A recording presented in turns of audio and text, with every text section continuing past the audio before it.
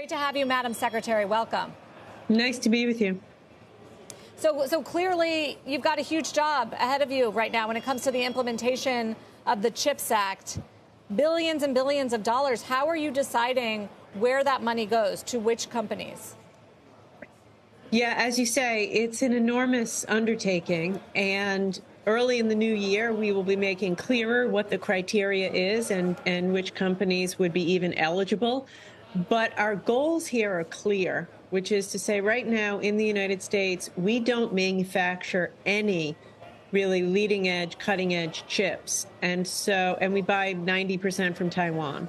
So we need to manufacture enough in the United States of those chips. We also need to expand our production of the more mature chips, the kind that go in cars or medical devices. So the entire point of this program really is around our national security. We're overly dependent on other countries for chips that we need for our economy and military. And our goal is to make sure we invest this money in a way that reshores that supply chain. And oh, by the way, in the process, I think we will create hundreds and hundreds of thousands of good manufacturing jobs.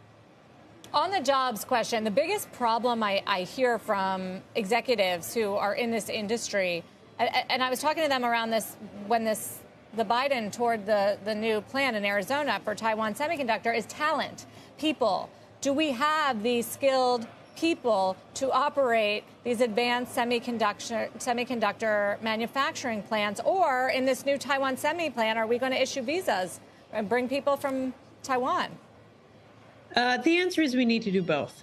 We need to do both. And we are doing that. I think that the State Department is very focused on making sure that visas are efficient. So in this case, the experts and the engineers from Taiwan can quickly get into the United States to do the work at this new factory. But look, at the end of the day, we have to do more with workforce training, science and technology teaching. There's no doubt about it. And what we are doing here with the CHIPS and Science program isn't just incentivizing the creation of a few new manufacturing facilities. We plan to invest in more research and development, working with universities and community colleges, even high schools and apprenticeship programs. We have to produce vastly more engineers, mathematicians, statisticians if we're going to really meet the challenge that we need to and be innovative and productive like we need to. On a related note, I know you're also at Commerce overseeing the China export controls on advanced semi-manufacturing. And in order to make that effective, we need our allies on board as well. Japan appears to be on board. What about the Netherlands? There's a report just in the last 24 hours. And of course, this is very important with ASML, a key player here, that they too implement the kind of controls that the U.S. is doing to cut China off. Is that happening? Oh, you said it perfectly. In order for these to be effective, they need to be done with our allies. Because if the United States controls a product and say the Netherlands doesn't, then China is able to get that product from the Netherlands. So we are working on a daily, weekly basis with the government in the Netherlands and Japan.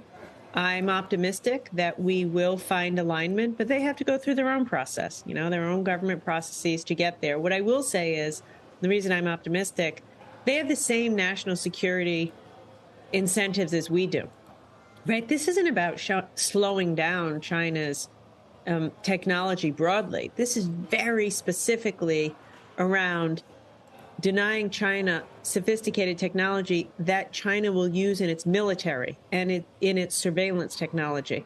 It's every bit in the interest of the Netherlands, Japan, and all of our allies that happen, which is why I'm optimistic that we will get there. But they have to do their process.